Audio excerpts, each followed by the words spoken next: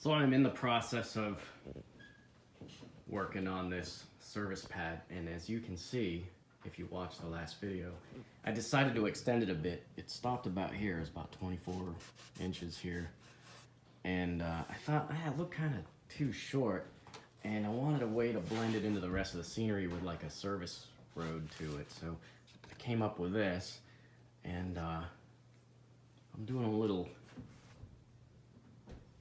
weathering right now. First start, I do all my concrete with MDF and masonite wherever you can get it. I get it at Home Depot or Menards. Menards has some really good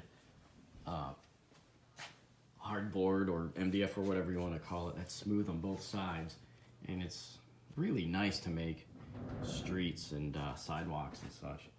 So I'll show you something here, how I paint this. It's pretty basic. Here's your master's class in painting concrete. Go to Home Depot and just buy this stuff. It's really nice. It's super flat. It can be sanded down. It can fill a little bit, and it takes washes and other weathering effects very well. So as you see, I just use like craft acrylic paint and tube acrylics here for all my weathering. And right now I'm just kind of going over and doing a wash. You can see I got my acrylic paint here. Sometimes I'll just you know, paint it right into the cracks. You could kind of buff it out with your finger if you want. You can see it just settles in there real nice.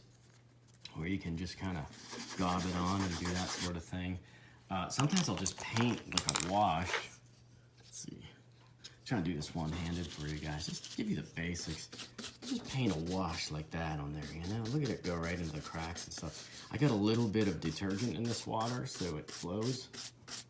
And pretty basic. You take a rag and you can kind of rub it out. You can do this.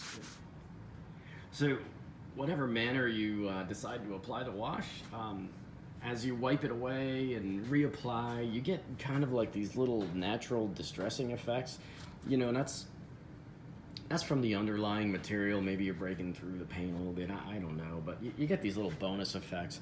A lot of times I'll spackle some of these joints when I cut these panels, so you'll get some different color spots, and when you weather over that, you get some fairly natural effects. And I like to start off with black and brown just to get the cracks and the expansion joints kind of low lighted or whatever. And then I'll use like a rust color, like I don't even know what they call this color. What is this, raw umber?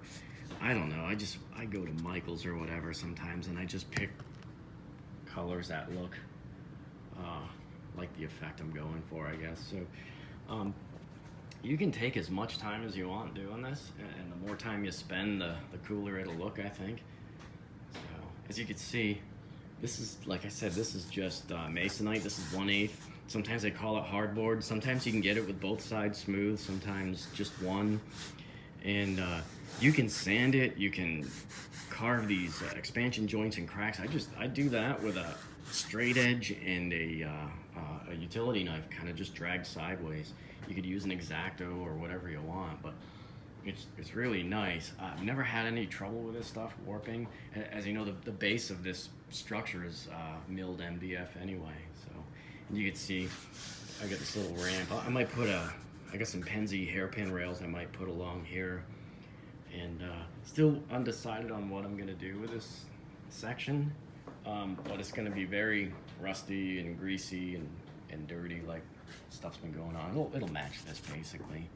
So I have this pad back here, and it'll host a bunch of junk piles and maybe some vehicles.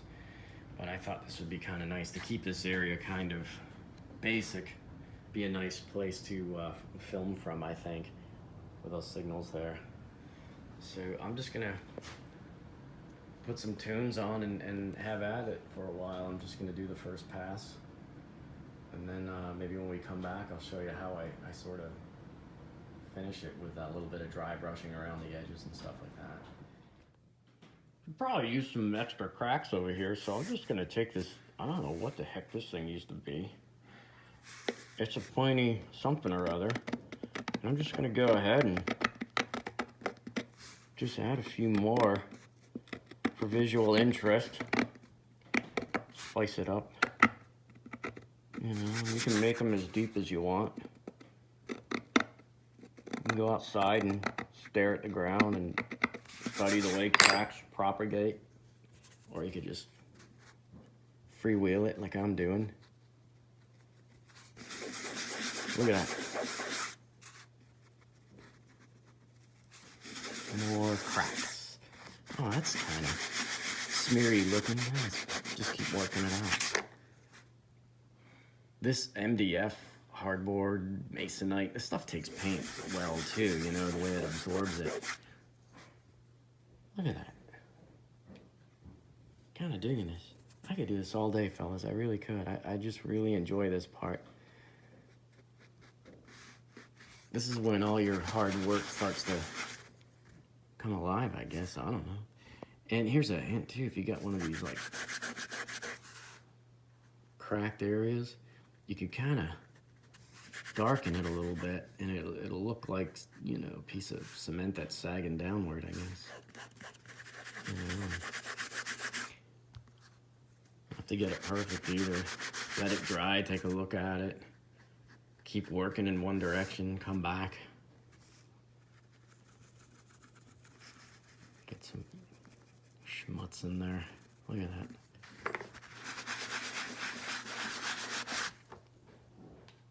Just get a little more paint in there.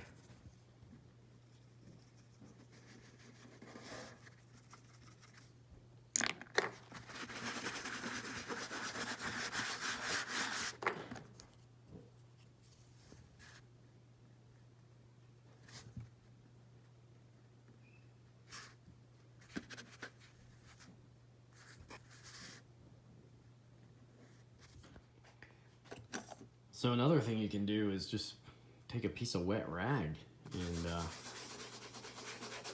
you want to go for some more weathered effects here.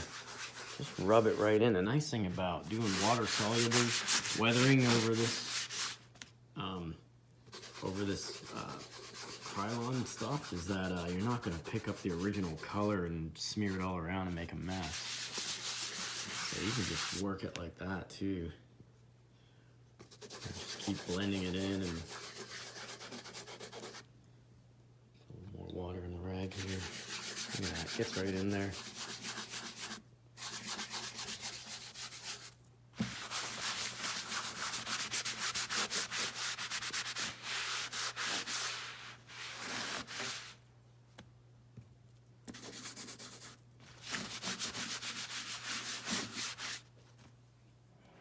You can see some of the contrast there. We're getting there. First pass. And keep working it.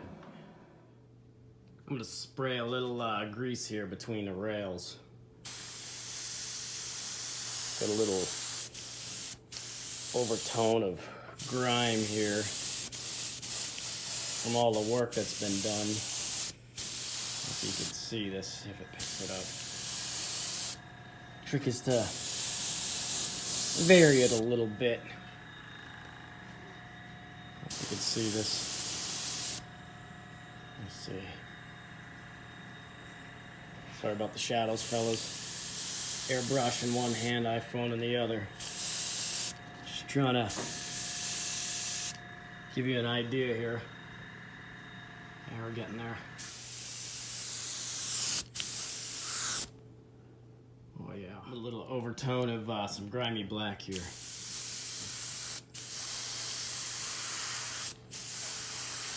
see. Oh boy, this stuff is really thin.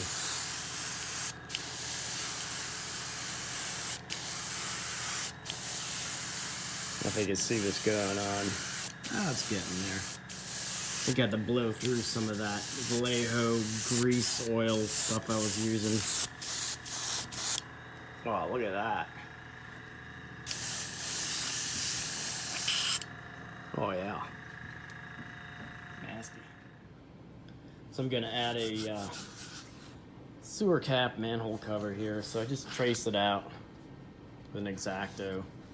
Then I just cross hatch out the shape, and I can dig it out, and I can actually embed the manhole cover in there. So I just gouge away at it. God, I swear 90% of this effort is just gouging and scraping and kind of activity, you know. So there it is, nice and embedded in there. Like I said, just kind of trace the shape with your X-Acto, and then you can kind of cross hatch it out, and then maybe dig it out with this guy here. But that's why I like really working with this MDF. It takes to all this kind of activity quite nicely. So if I could point the phone at what I just did, so I'll just give it a little wash, and it'll blend right in.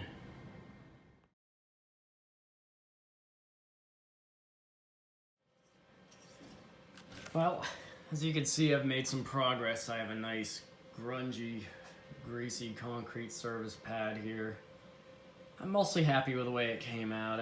I'm not real big into heavy weathering, but this definitely had to get done heavy, I think, to look convincing for what it's going to be doing in life. So I don't know. We're getting there, I think, on it. But one of the last things I like to do with a concrete painting, or a lot of the stuff I do on the scenery, is a little bit of dry brushing. So if you see this horrible brush I have, I get a little bit of white on here and maybe some leftover black to tone it down. But, you know, I just like to get a brush and get most of the paint off it and just dry brush the edges of stuff. And what it does is, I don't know if you can see it really well, but it helps kind of light up the edges. You can do some of the high spots. And you could generally just run the whole thing down, and you'll get some highlights on any high surfaces and stuff like that. And I'm not like too scientific with it.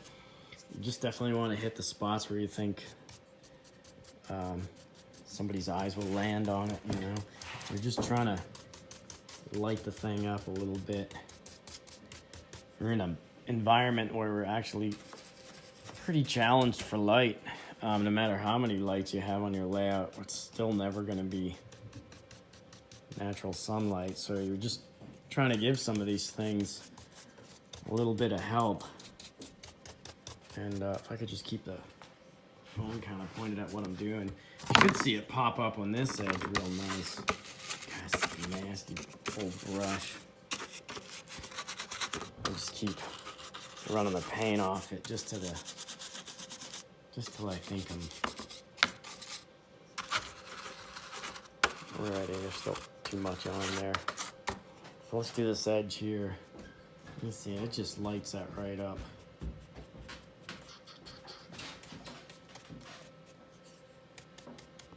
Get that top edge, get these outside edges. So I think I'm gonna stop here for now. I want to start ballasting the track and then doing some of the basic ground cover. I think should be good for now. I really just wanted to get this buttoned up, and then I can start doing some more detailing, some more junk piles and barrels and buckets, and let's get this rag out of here and stuff like that. So hope you guys found this interesting. Again, it's another probably lo-fi experience of trying to stay working and stay productive while I hold my iPhone here and squawk into it. So anyway, we'll see you soon, I hope.